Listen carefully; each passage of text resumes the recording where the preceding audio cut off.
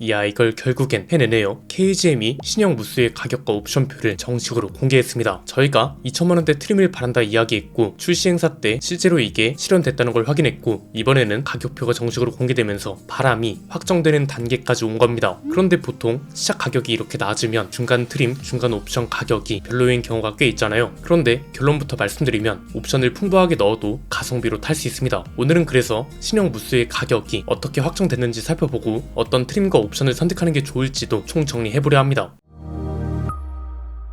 논란을 방지하기 위해 이거 하나만 짚고 가고 싶은데요. 자꾸 이 2,990만원이라는 가격을 두고 이게 왜 2천만원대냐 이렇게 따지는 분들이 많더라고요. 이게 어떤 심리에서 나오는지는 대충 알겠는데 팩트는 틀리면 안 될 것 같더라고요. 만약 아주 작은 소형차가 2,990만원에 나왔고 이걸 가지고 2천만원대라고 우긴다? 이건 사실 좀 그렇죠. 그런데 무쏘는 대형 픽업 트럭이고 타스만보다도 큽니다. 이런 차가 2,990만원이라는 가격표를 달고 나왔고 그렇기 때문에 2천만원대라고 부르는 건데 왜 이걸 불편해하는지 모르겠다는 거죠. 사전적 의미로도 2,990만원은 2천만원대가 맞습니다. 국립국어원에도 관련 자료가 있거든요. 100만원대 같은 표현에서 되는 값이나 수를 나타내는 말 뒤에 붙어서 그 값 또는 수를 넘어선 대강의 범위를 뜻하는 전미사라고 설명합니다. 무슨 말이냐? 2천만원대의 대는 정확히 그 숫자가 아니라 맨 앞자리 수를 기반으로 한 구간을 말할 때 쓰는 표현이란 거고요. 그렇기 때문에 2천만원 이상부터 3천만원 미만은 2천만원대라고 표현하는 게 맞다. 이렇게 정리할 수 있습니다. 이게 왜 논란이 되는 건지는 모르겠지만 한 번은 짚고 가고 싶었고요.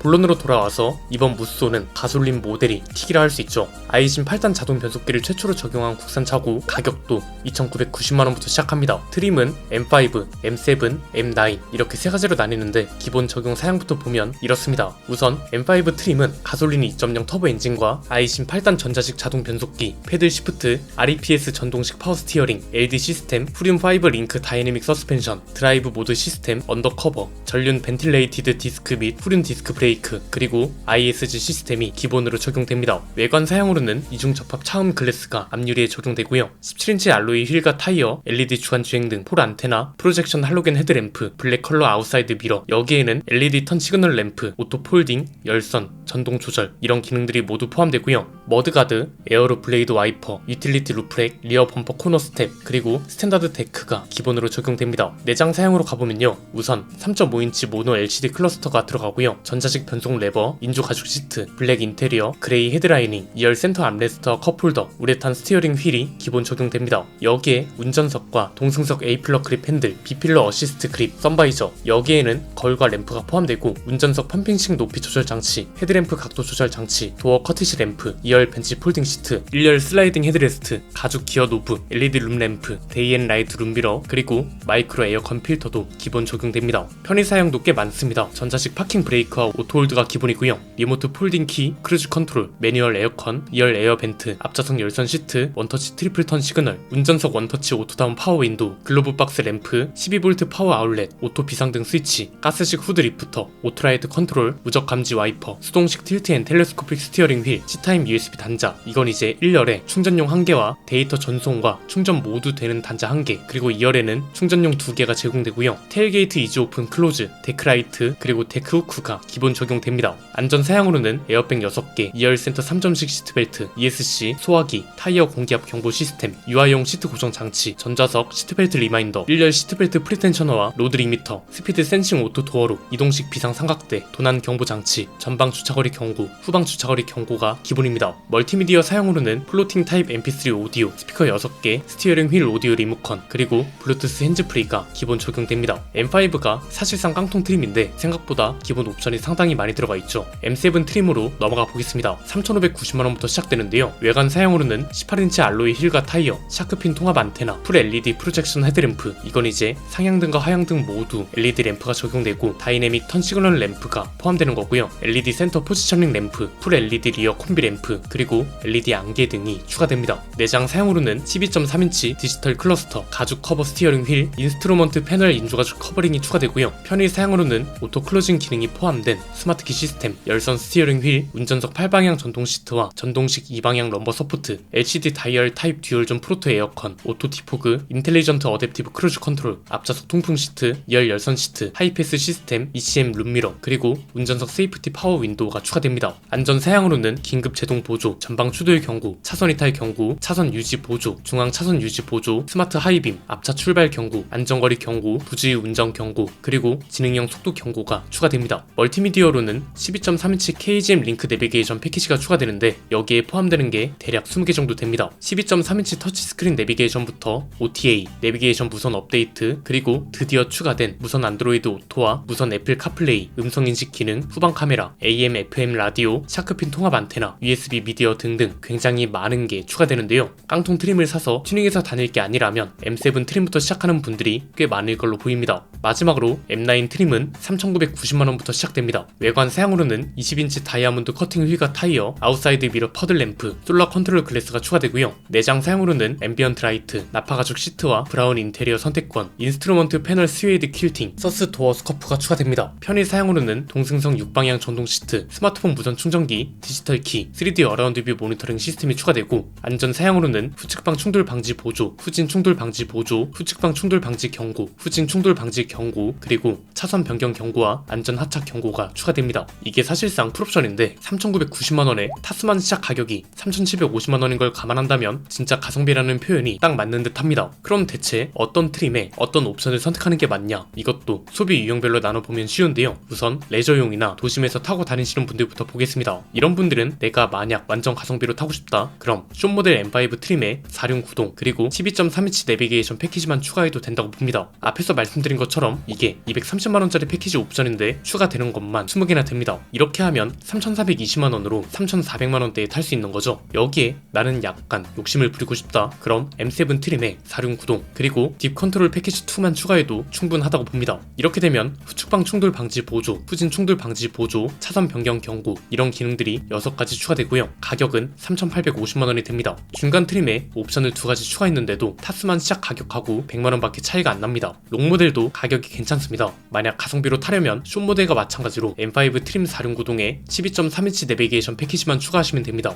이렇게 해도 3,640만원이고요. 옵션을 좀 넣고 싶다면 M7 그랜드 스타일도 괜찮습니다. 여기에 스마트 패키지와 딥 컨트롤 패키지 2 그리고 브라운 나파 가죽 시트를 추가하면 사실상 풀옵션에 가까운데 4,200만원대에 가능합니다. 4,265만원이거든요. 아니야, 나는 실내도 엄청나게 호화스러워야 돼 라고 한다면 M9 그랜드 스타일에 아무 옵션을 안 넣는 것도 방법입니다. 4,490만원이고요. 최상위 트림으로 가도 대형 픽업 트럭이 4,500만원을 안 넘는다는 거예요. 만약 나는 레저용보다 짐을 실어야 하고 튜닝도 좀 하고 싶다, 그럼 뭐 고민이 필요한가요? 숏 모델은 M5 4륜9동만 추가해서 3,190만원에 타도 되고요. 정 필요하다 싶으면 230만원짜리 12.3인치 내비게이션 패키지만 추가해도 됩니다. 만약 정말 짐을 많이 실어야 한다면 M5 4륜9동에 파워리프 패키지를 추가하면 되고요. 이렇게 하면 3,480만원이 나옵니다. 종합적으로 보면 웬만한 옵션을 추가해도 4천만원을 넘기기 힘들고 정말 호화스럽게 타고 싶어도 4,500만원이 안 넘는다는 소리거든요. 이게 왜 중요하냐면 이번에는 진짜 가격표에 신경을 많이 썼다는 게 느껴지고 무쏘를 얼마나 중요하게 생각하는지도 충분히 어필이 된 가격표라고 보기 때문입니다. 이게 아무리 기본 사양과 옵션이 풍부해도 눈에 보이는 표시 가격이 별로면 매력이 안 느껴집니다. 그런데 이번에는 어떻게든 4천만원이라는 표시 가격을 넘기지 않기 위해 노력했고 굳이 넘어가지 않아도 충분히 옵션을 누릴 수 있다는 걸 체감할 수 있게 해줬다. 이게 굉장히 중요하다고 보는 거죠. 저희가 최근에 이번에 출시된 무쏘는 디테일을 굉장히 신경 쓴 차라고 강조했잖아요. 이 디테일이 이번에는 가격표에도 반영된 것 같아서 상품 기획 전략과 마케팅 쪽 임직원 분들께 오랜만에 박수를 보냅니다.